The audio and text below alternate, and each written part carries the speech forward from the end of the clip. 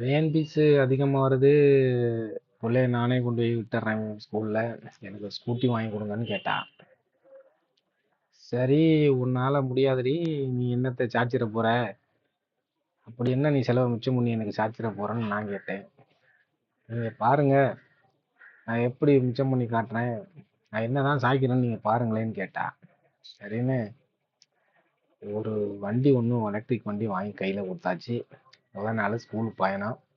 நல்லா இருக்க என் பாப்பா என்ன சொல்லிட்டான்னா, அப்பா லீவ் வருது 2 நாள், நான் பஸ்லயே போயிடுறேன், நீங்க அம்மாவை கூட்டிட்டு வந்துருங்கப்பா அப்படின்னு போயிட்டா.